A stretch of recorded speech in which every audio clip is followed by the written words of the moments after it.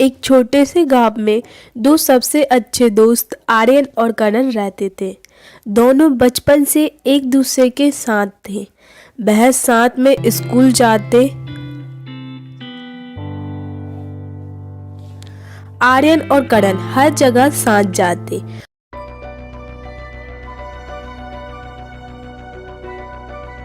और अपने जीवन के हर सुख दुख को एक दूसरे के साथ बांटते। यार करण, लाइफ में बहुत परेशानी और दिक्कत चल रही है। काश मैं बड़ा होता तो सब ठीक कर देता। सही कह रहा है यार। मेरे पापा भी दिन भर दुकान में मेहनत करते हैं। मैं भी उनको अच्छी ज़िंदगी देना चाहता हूँ और हम ऐसा करेंगे भी। बस एक बार बड़े हो जाएं। आर्यन एक महत्वाकांक्षी लड़का है जो अपनी मेहनत और संकल्प के लिए जाना जाता है। वहीं करण हंसमुख और मस्तमौला लड़का है जो अपनी दोस्ती के लिए कुछ भी कर सकता है।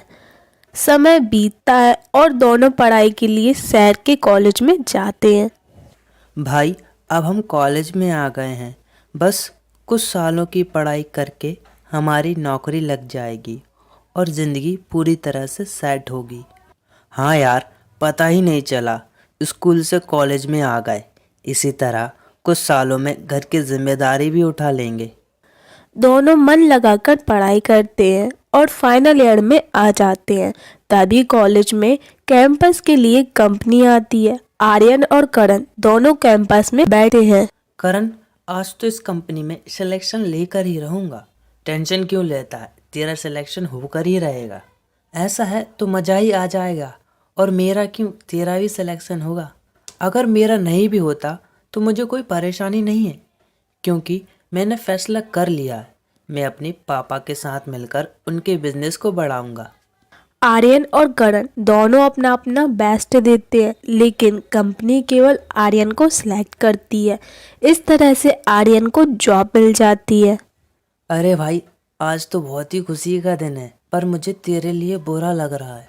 मेरे लिए बुरा मत लगा। मैंने कहा ना, वैसे भी मैं अपने पिता के साथ मिलकर बिजनेस को आगे बढ़ाना चाहता हूँ। आर्यन और करण अपने गांव जाते हैं।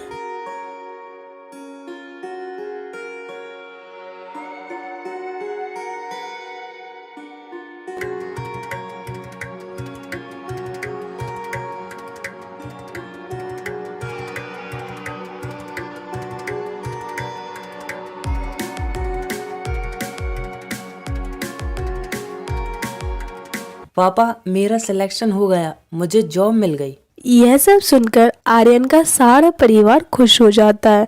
वहीं करण अपने घर पर आता है। पापा, मुझे माफ कर दीजिए, मैं सिलेक्शन नहीं पा सका। कोई बात नहीं बेटा, वैसे भी मैं चाहता हूँ तू हमारे बिजनेस को आगे बढ़ाए, क्योंकि तूने पढ़ाई की है, तुझे नई तकनीकें जो आती हैं। अगली सुबह आर्यन को कंपनी से कॉल आता है जो उसे शहर आने के लिए कहती है। पापा, मुझे कंपनी से कॉल आया था। वो मुझे शहर बुला रहे हैं, इसीलिए आप सब भी मेरे साथ चलो, क्योंकि रहने का सारा प्लान बन चुका है। वैसे भी हमारे पास गांव में कुछ खास नहीं है, इसीलिए आप तैयारी करो। मैं यह बात करण को बताकर आता हूँ।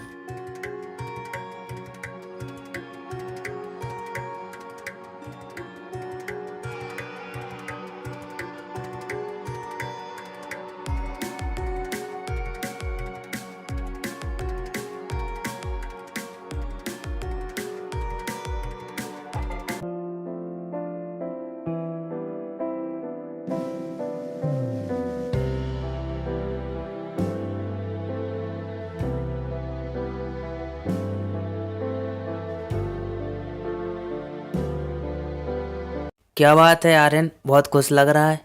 बात ही ऐसी है, तू मानेगा नहीं। कंपनी वालों ने मुझे कॉल करके शहर आने के लिए बोला है। पर यार, मुझे बहुत बुरा लग रहा है, क्योंकि अब मैं तुझसे रोज नहीं मिल पाऊंगा। देख आर्यन, एक न एक दिन हमें लाइफ में आगे बढ़ना पड़ता है, और तुझे आगे बढ़ने के लिए यहाँ से जाना पड़ेगा। लेकिन तू फिक्र मत कर, हम रोज फोन पे एक दूसरे से बात करेंगे। इस प्रकार आर्यन करण को अलविदा कहकर शहर चला जाता है। आर्यन शहर में अपनी मेहनत और ईमानदारी से कंपनी के लिए काम करता है। मैं बहुत मेहनत करूंगा और इस कंपनी में अपने लिए एक अलग पहचान और जगह बनाऊंगा। आर्यन हर काम को बड़े ही अच्छे तरीके से करता है, इसलिए कंपनी उसे एक इम्पोर्टेंट प्रोजेक्ट देती है।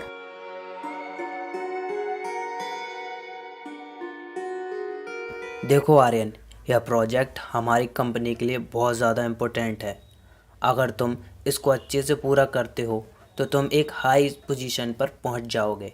मुझ पर विश्वास कीजिए सर, मैं इस प्रोजेक्ट को बिल्कुल परफेक्ट तरीके से पूरा करूंगा। यह बोलकर आर्यन प्रोजेक्ट को पूरा करने में लग जाता है, क्योंकि वह उसके करियर के लिए बहुत इम्पोर्टेंट था। वह इसके लिए पूरी मेहनत करता है। वहीं दूसरी ओर करण भी अपने पिता के बिजनेस को आगे बढ़ाता है। बिजनेस तो बहुत अच्छा चल रहा है, लेकिन इसे आगे बढ़ाने के लिए मुझे इसे ऑनलाइन भी सेल करना होगा, जिससे मेरी दुकान का नाम और मेरे गांव का नाम भी पूरे शहर में फेमस हो। करण ने भी अपने पिता के बिजनेस को आगे बढ़ाने के लिए कई नए बदलाव किए। आर्यन और करण दोनों अपने अपनी लाइफ में बहुत खुश रहते हैं और कुछ दिन इसी तरह से निकलते हैं। एक दिन करण ने आर्यन को फोन किया। यार, मेरे पिता की तबीयत बहुत ज़्यादा खराब हो गई है और वह अभी अस्पताल में भर्ती हैं। मैं यहाँ पर बहुत ज़्यादा अकेला महसूस कर रहा हूँ। क्या तू मेरे पास आ सकता है? तू टेंशन मत ले, मैं जल्द से जल्द तेरे पास आ रहा हूँ। आर्यन अपने बॉस के पास जाता है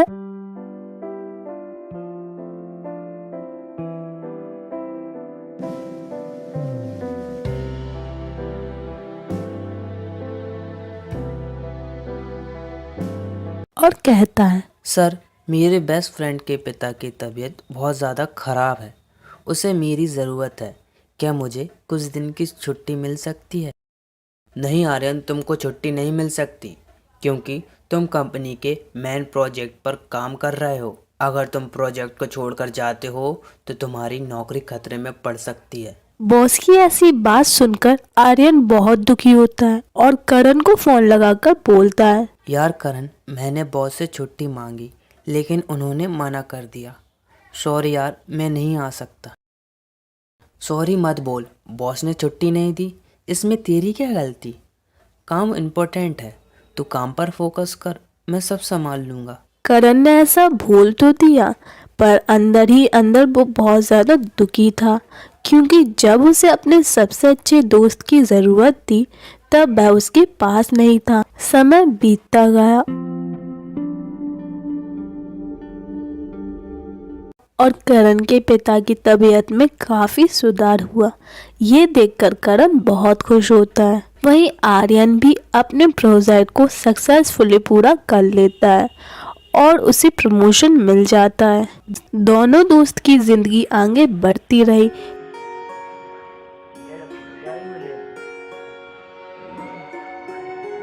लेकिन उन दोनों के बीच में दूरी बढ़ने लगी। एक दिन आर्यन को एहसास हुआ, मैंने अपनी लाइफ में सब कुछ हासिल कर लिया, लेकिन इस सब के चक्कर में मैं अपने सबसे अच्छे दोस्त करण को तो भूल ही गया। चलो उसे फ़ोन करके उसके हालचाल को जानते हैं। आर्यन ने करण को कॉल किया। हेलो करण, आर्यन बोल रहा हूँ। क्या थोड़ी देर तुझसे बात कर सकता हूँ? हाँ आर्यन, थोड़ी देर बाद मैं तुझे कॉल करता हूँ, क्योंकि मैं थोड़ा बिजी हूँ। यह कहकर करण ने फोन रख दिया। आर्यन समझ जाता है कि करण अभी भी उससे नाराज है। कुछ दिन इसी तरह से निकलते हैं।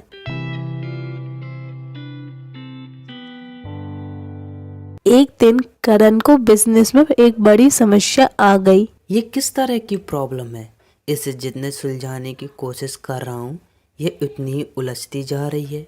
शायद मुझे आर्यन की मदद लेनी चाहिए, लेकिन क्या वो मेरी मदद करेगा? करण के मन में संकोच रहता है, पर वो फिर भी आर्यन को कॉल करता है। आर्यन, मुझे बिजनेस में एक प्रॉब्लम आ गई है, क्या तू मेरी मदद कर सकता है?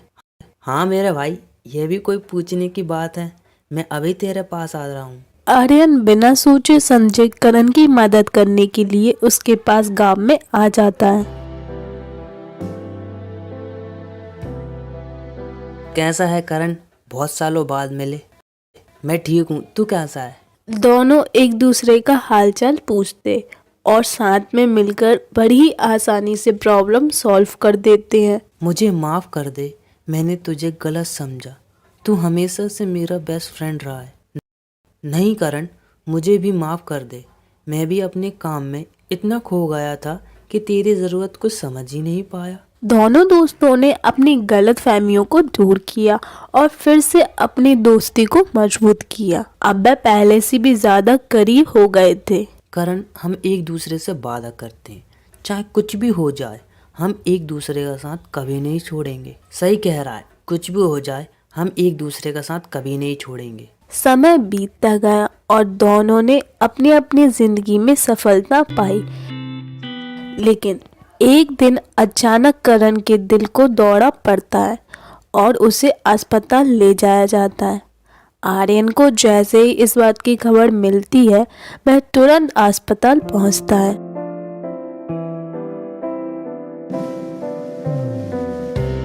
देखो, करण की हालत बहुत गंभीर है, उसे बचाना मुश्किल है। फिर आर्यन करण के पास अंदर गया। करण, तुझे कुछ नहीं होगा, मैं तुझे बचाने के लिए कुछ भी करूँगा। आर्यन, मेरी ज़िंदगी का सफ़र अब यहीं ख़त्म हो रहा है दोस्त।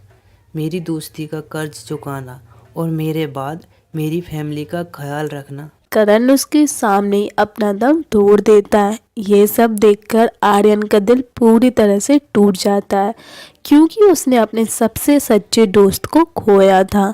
इसके बाद आर्यन ने करण के परिवार की सारी जिम्मेदारियां उठाई। आप लोग फिक्र मत करो, करण नहीं रहा तो क्या हुआ, मैं भी आपका ही बेटा हूँ। अब से आप सब मेरी जिम्मेदारी हो। इस प्रकार आर्यन ने उसके परिवार की जिम्मेदारियों को उठाया और साथ ही करण के बिजनेस को भी आगे बढ़ाया और अपनी जिंदगी में बहुत कुछ हासिल किया।